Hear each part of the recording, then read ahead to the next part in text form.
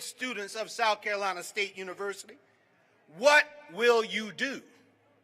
Will we ignore the lessons of the past and let them roll back the clock?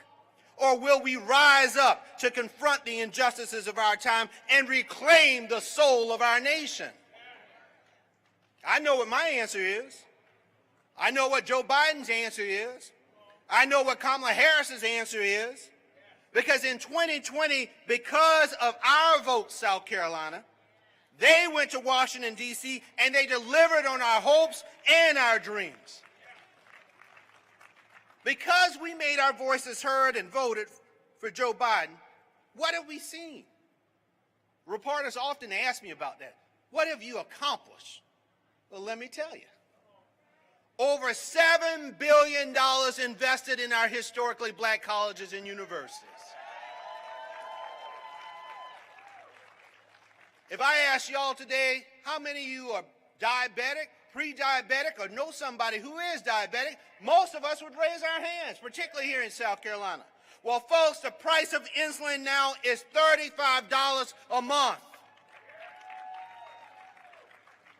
In no other country in the world do young people start off life with such an anchor like debt tied around their legs, but they do here in this country. Well, this is the very first president and vice president who not only talked about it, but they did something about it. Over $137 billion, that's with a B, $137 billion in student loan debt for almost 4 million people. Folks, that's real chatter. High-speed internet across our rural communities. An infrastructure generation that is paving our dirt roads and repairing our highways. I remember when Joe Biden was on the stage in Charleston, South Carolina, and he said, I'm going to make a promise to you. If I get an opportunity as President of the United States, I'm going to appoint the first black woman to the U.S. Supreme Court. And we all remember the hearings. Lindsey Graham in that hearing, Ted Cruz, they called her everything but a child of God. But guess what they're calling her today? Madam Justice. That happened because you all went and voted for Joe Biden and Kamala Harris. You all made that happen. I don't know if you know this. This country is 248 years old. In its 248-year-old history, only 98 black women have ever been federal judges. 248, 98. In Joe Biden's 3 years, he has appointed 35 black women to the federal judiciary. 60 of his 170 judges have been black. Black folks only make up 13% of the population. So he's trying to make up for the injustices that took place in the past. And we couldn't have gotten any of those judges but for that tie-breaking vote from Madam Vice President. Folks, and I'm going to leave with this, and then I'm going to bring up our next speaker. I want you to think about this. 40% of enslaved people came to this nation in bondage through the port of Charleston. 90% of black people across this country can trace one ancestor right back here to South Carolina. When Joe Biden decided to change this presidential calendar, Iowa and New Hampshire have been kicking this off for the entirety of my life. I turned 48 on Monday. For all 48 of those years, Iowa and New Hampshire have started this process. They've always gotten the opportunity to vote first, to pick the most powerful person on the planet. But this president came to the state and he saw us, he heard us, and he said, you know what, you matter. So the progeny of those folks who were in bondage, the progeny of the folks who picked cotton, now those folks won't be picking cotton, but will be picking presidents. Folks, for far too long we've been relegated to the back of the bus, but now we're driving the damn bus. And I want you to understand what your power is. Don't be silent. Show up. Make sure that your voices are heard not only here in Orangeburg, not only here in South Carolina, but all over this country. That is the power that you have right now. So young people, don't you sit there and say, I'm not going to vote. There is too much at stake. If you believe in a better world for yourself, your family, and your community, then you got to stand up and exercise that right. Don't let anybody take it away from you. It is too invaluable. Here in South Carolina, we have a motto, while I breathe, I hope. But folks, that ain't big enough. It ain't big enough. We know from our good book, it says faith without works is dead, and I know from life, hope without action is never realized. So folks, while I breathe, I hope can't be our motto. It has to be while I breathe, I vote, because that is how we make hope real. That is how we make hope real. Let me tell you somebody who fights every day to make hope real, somebody that I call my political father, somebody who has given so much to this state. I can bottle up all of the Republicans in Congress from South Carolina, and they still don't equate to this. It is indeed my honor to introduce our next speaker, who needs no introduction.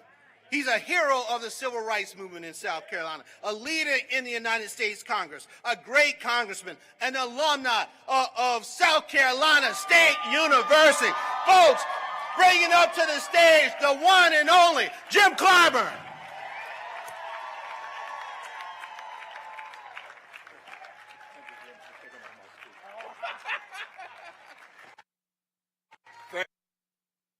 Hey, how's everybody?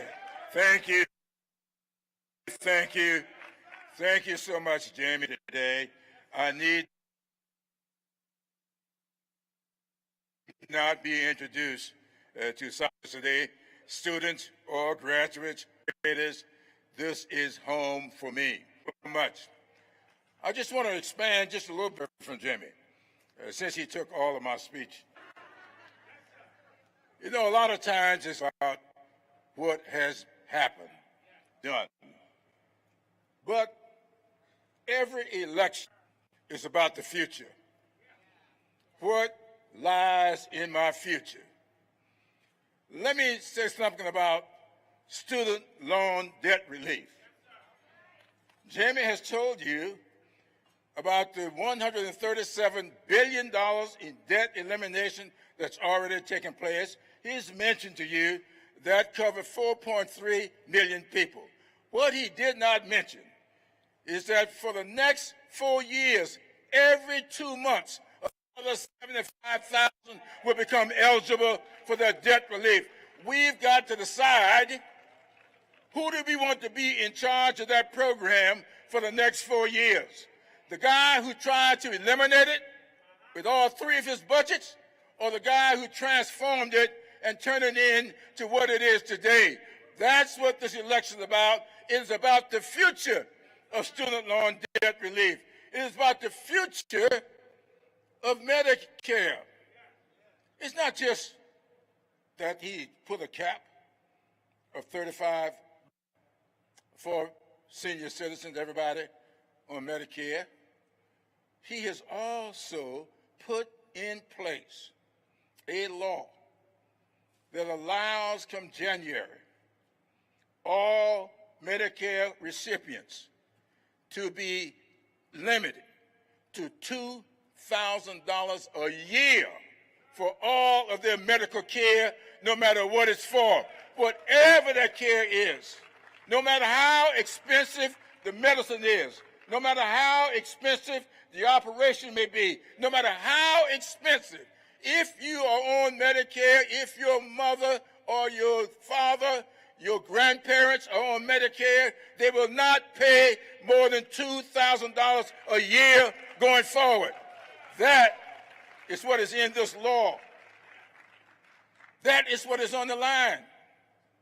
Do we continue to have that kind of what I call reform in our medicine, or do we sit home and allow someone to get elected who has told you with his actions You all saw him a couple of weeks ago making fun after John McCain when he did his thumbs down on their attempt to eliminate the Affordable Care Act. You all saw what he said. He tried with his Republican friends. He tried 60 times to get rid of the Affordable Care Act. But there was a little guy sitting over there counting votes on the Democratic side, and he failed 60 times. Given an opportunity, he has told you what he's going to do. My advice to you is to believe him and to show up and make sure he never occupies the White House again. You know, there's an old saying, fool me once, fool me twice, shame on me. Now, we've been fooled once, and that's his shame. We stay home and get fooled the second time, that is our shame, and that is not what we want for our future. Let me close with this, because the Vice President is ready to come out here.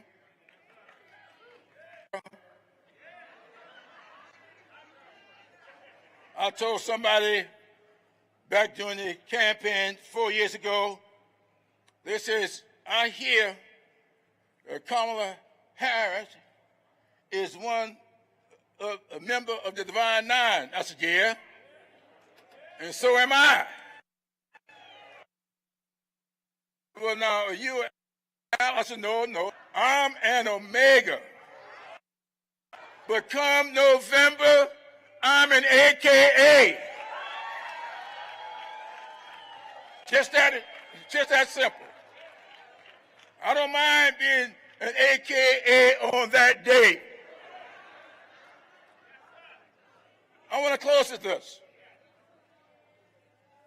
Way back the last time we had any kind of activity in this country like we've seen and saw on January 6, 2021, was in 1876, when we had a presidential election. And 3 states, Florida, Louisiana, and South Carolina, up their 21 votes. And Samuel Tilden, missed becoming president by 1 vote in the Electoral College. And Rutherford B. Hayes, promised the pro-segregationists, the white supremacists, the redeemers, they give him their votes. He would bring an end to Reconstruction. So they threw the election into the House, and they put together a committee of 15 people, and the committee voted 8-7 to give the presidency to Rutherford B. Hayes. By 1 vote, Tilden Hayes missed the presidency. Tilden did. By 1 vote, Rutherford B. Hayes became president, brought an end to Reconstruction. Jim Crow came into being by 1 vote. 1 vote could vary what our future is. I would hope that not would allow yourselves or your family members or your friends to be on vote. We have got the vote. We got the vote come November, and think about your future. Who are in charge of your future? The person who has shown you that he has very little respect, who has demonstrated his dignity and respect that he believes in a future where freedom and where democracy is the law of the land. Thank you so much for being here, South Carolina State. And remember, I want every state college person to repeat, tenacity. Let's.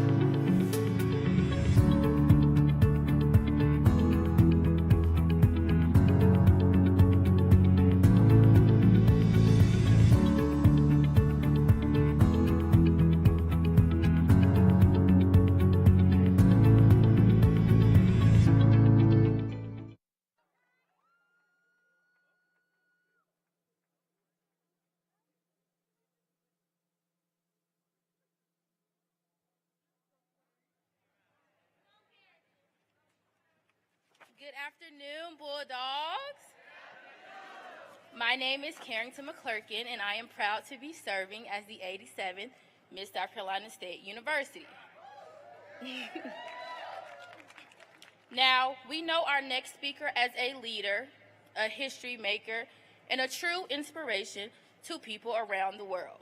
Like us, she is a proud product of an HBCU, and like me, she is a member of the first and the finest sorority, Alpha Kappa Alpha Sorority Incorporated. I am talking about our very own Madam Vice President Kamala Harris. With Kamala Harris as our Vice President, I can see myself reflected in the White House. I see just how big our dreams should be, because our choices are endless and the doors are wide open. As our first Black woman Vice President, Kamala Harris has been our voice at the table where decisions get made. She wakes up every day fighting to make life better for each and every one of us. Vice President is fighting for our reproductive rights. She is crisscrossing the country right now on the tours to tell the stories of women harmed by the overturning of Roe. She has been fighting for Black maternal health equity since her days in the Senate, when she introduced the Maternal Care Act. She is fighting to close the racial wealth gap, announcing a new plan by the administration this summer to confront racial bias in the housing industry. She has helped bring billions of dollars to our HBCUs because, in her words, they are centers of academic excellence that for too long have been underfunded. On these issues and so many more, she is fighting for you and she is fighting for me. The stakes of this election are very high. Our democracy is at stake. Our rights are at stake. Our futures are at stake. Donald Trump and the extreme MAGA Republicans want to stifle our voices, tear us down, and take away our freedoms.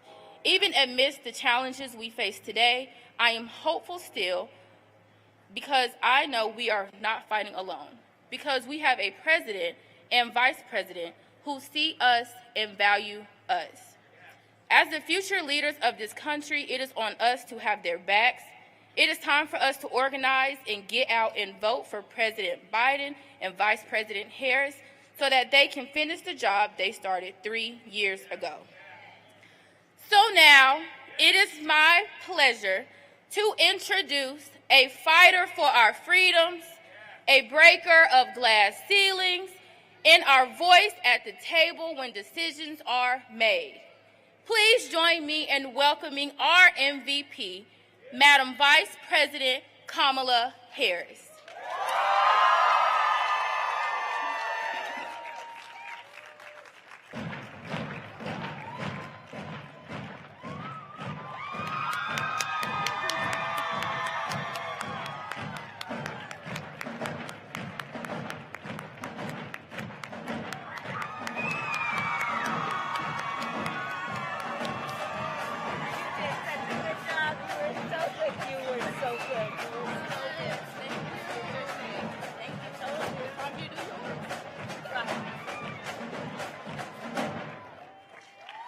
All right, can we hear it for South Carolina State's drumline?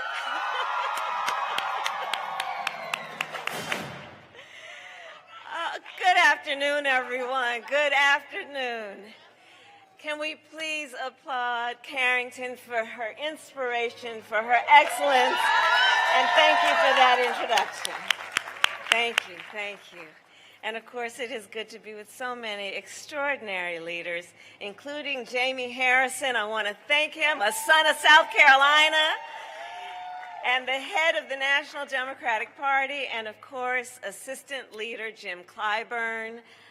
Listen, I don't need to tell South Carolina what a powerful leader Jim Clyburn is, and he always speaks the truth with courage and with conviction. And he is truly one of the closest advisors and friends to President Joe Biden and me. Leader Clyburn, thank you for all you are and all you do. And it is so wonderful to be back in this beautiful state. This is my third trip to South Carolina just since the beginning of the year, and my 9th trip to the state as vice president. And of course, there were many trips that I have taken to be here and visit with you before. And in 2020, it was South Carolina that put President Joe Biden and me on the path to the White House. In 2020, in the height of an historic pandemic, in the midst of so much loss and uncertainty, the people of South Carolina showed up to vote. You convinced your friends and your family members and neighbors and co-workers of the power of their vote and the power they have when they show up to vote. And it is because of that work that Joe Biden is President of the United States, and I am the first woman and first Black woman to be Vice President of the United States.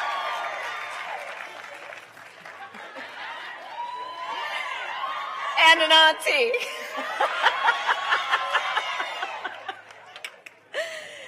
In 2020, you sent us to the White House because, frankly, we had some business to handle. In 2020, South Carolina said, we need to take on the issue of high-speed internet. For years, I have spoken with leaders from Hemingway to Lower Richland to here in Orangeburg about the urgent need for high-speed internet, in particular for rural communities where students have had to go to the public library just to submit their homework on the Wi-Fi. Because you voted in 2020, President Biden and I are connecting every person in America with high-speed internet, including more than 100,000 families right here in South Carolina. In 2020, you said we need to do more to help folks struggling with student loan debt, the young couples who worry that they will never be able to buy a home or start a family because of their student loans, the mothers who work 2 and 3 jobs just to keep up with their monthly payments. And so, because you voted in 2020, President Biden and I have canceled more than $136 billion in student loan debt for more than 3.5 million Americans. And although the Republicans in Congress refuse to work with us to cancel more debt, we will not be deterred. President Biden and I will keep fighting for relief from student loan debt. South Carolina, in 2020, you said, as you just heard, I say it often, HBCUs are centers of academic excellence. And we must do more to support them. They don't have the kinds of endowments that some other schools have, although they produce leaders of our country and our world. So as a proud HBCU graduate, I made sure we invested more than $7 billion in HBCUs across our nation, including nearly $60 million for the students right here at South Carolina State, to help them pay for textbooks and laptops and rent. In 2020, you told us we need to lower health care costs, especially for insulin for our seniors. In fact, raise your hand if you have a family member with diabetes. Right. For too many years, too many of our seniors had to make the choice of either filling their prescription or filling their refrigerator. But because you voted, President Biden and I took on Big Pharma, and we capped the cost of insulin for our seniors at $35 a month. And we capped the entire cost of prescription medication to $2,000 a year. So this is just some of what we have accomplished since we took office. Over the past 3 years, President Biden and I have lowered costs, created opportunity, and are building an economy that works for working people. We have created more than 14.5 million new jobs, increased wages for tens of millions of Americans. Today, consumer confidence is up, and consumer spending is an all-time high. And although we have more work to do, let us be clear, America's economy continues to be the strongest in the world. So it all comes down to this. President Biden and I are guided by a fundamental belief. We work for you, the American people, and every day we fight for you. Sadly, however, that is not true for everyone. Case in point, Donald Trump. Former President Trump has made clear time and time again his fight is not for the people. He fights for himself. He openly talks about his intention to weaponize the Department of Justice. He openly says that he is, quote, proud that he overturned Roe v. Wade.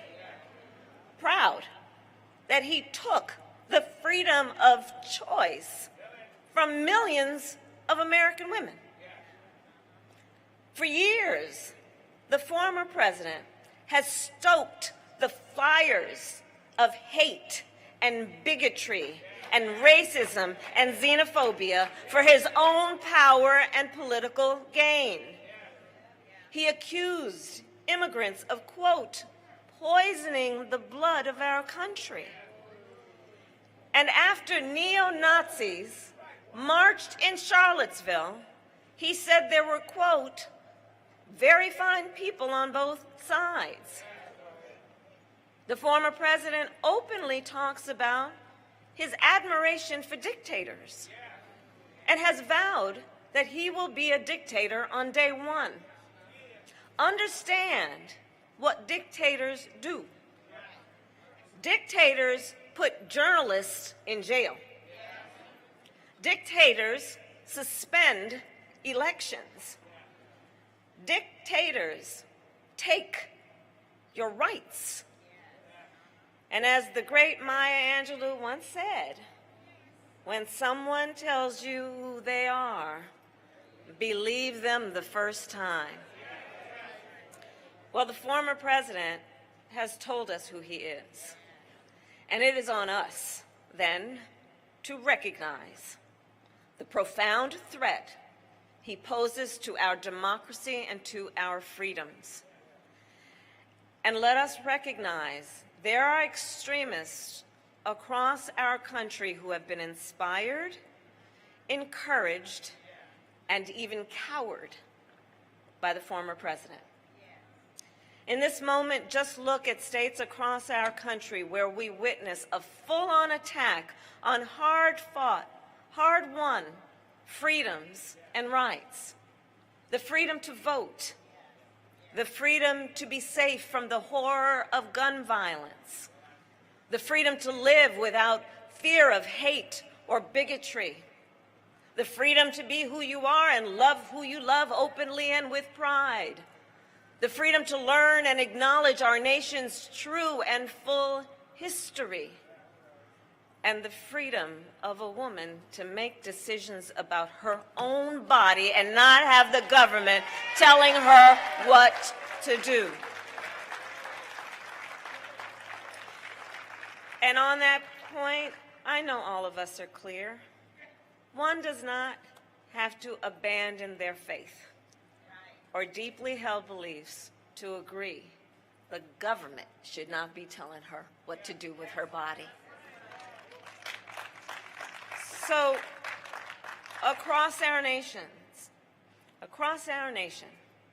fundamental freedoms are at stake.